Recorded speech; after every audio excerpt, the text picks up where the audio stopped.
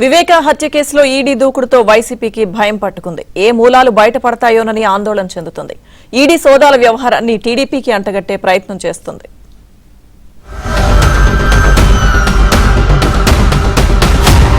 YS Vivekananda Reddy హత్య case నిందితుల ఇళ్లలో ఈడీ సోదాలు సంచలనంగా మారాయి.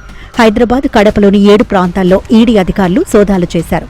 వివేక మర్డర్ కేసుపై సీబీఐ నమోదు చేసిన ఎఫ్ఐఆర్, ఛార్జిషీట్ల ఆధారంగా ఈసీఐఆర్ నమోదు చేశామని ఐపీసీ 12(0)(b) 302 సెక్షన్ పీఎంఎల్ఏ కింద కేసు నమోదు చేశామని ఈడీ ప్రకటించింది. తమ సోదాల్లో నేరానికి సంబంధించిన కీలక డాక్యుమెంట్లు, డిజిటల్ పరికరాలు సీజ్ చేసినట్లు తెలిపింది. వైసీపీ ఎంపీ అవినాష్ రెడ్డి నివాసంలో లెక్క చూపని 24 లక్షలు సీజ్ చేశామని, 2 బ్యాంకు లాకర్ల తాళాలు స్వాధీనం చేసుకున్నామని వెల్లడించింది. వైఎస్ వివేక హత్యకు నెల రోజుల ముందే కుట్ర జరిగినట్లు దస్తగిరి వెల్లడించారని ఈడీ అధికారులు వివరించారు.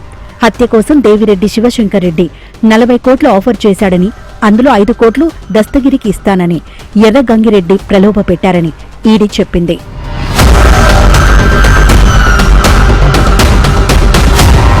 వివేక హత్య కేసును దర్యాప్తు చేస్తున్న సీబీఐ ఇప్పటికే ఛార్జిషీట్ వేయడంతో పాటు పలువురు నిందితుల్ని అరెస్ట్ చేసింది. అప్రూవర్గా మారిన దస్తగిరి ఇచ్చిన స్టేట్మెంట్లో కోట్ల రూపాయలు చేతులు మారాయని తెలిపాడు. ఆ డబ్బు ఎక్కడిది, హత్యకు ఉపయోగించిన ఆయుధం ఎక్కడి నుంచి వచ్చిందో దర్యాప్తు చేయాలని వివేక కుమార్తె సునీత రాష్ట్రపతికి లేఖ రాశారు. ఆమె లేఖ రాసి చాలా రోజులవుతున్నప్పటికీ అకస్మాత్తుగా ఈడీ దాడులు చేయటం వెనుక అసలు కారణమేంటా అని వైసీపీ వర్గాలు ఆరా తీస్తున్నాయి.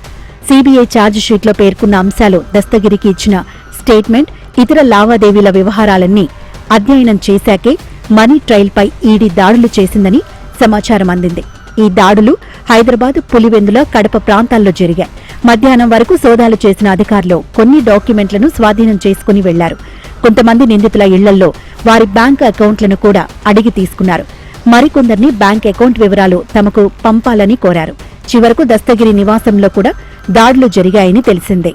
ఈడీ దాడుల వెనుక అసలు గుట్టు ఏంటని వైసీపీ నేతలు రకరకాలుగా చర్చించుకుంటున్నారు.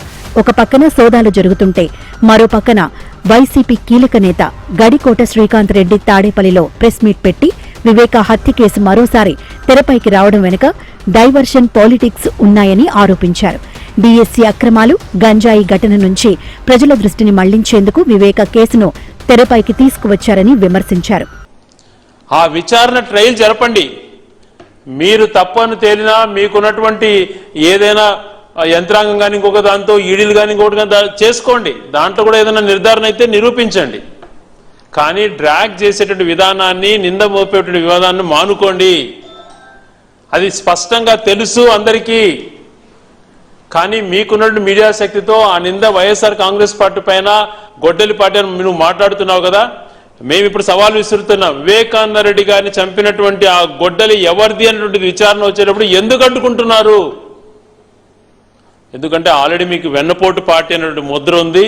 ఆ గొడ్డలు ఏదో తెలిస్తే ఆ గొడ్డలు కూడా మీ పైకి వస్తుందని చెప్పి భయాందోళనతో ఇటువంటి డైవర్షన్ పాలిటిక్స్ చేస్తూ వస్తున్నారు. మొత్తానికి అవినాష్ రెడ్డి ఇంట్లో ఈడీ సోదాల్ని తమకు అంటగట్టడంపై టీడీపీ నేతలు మండిపడుతున్నారు.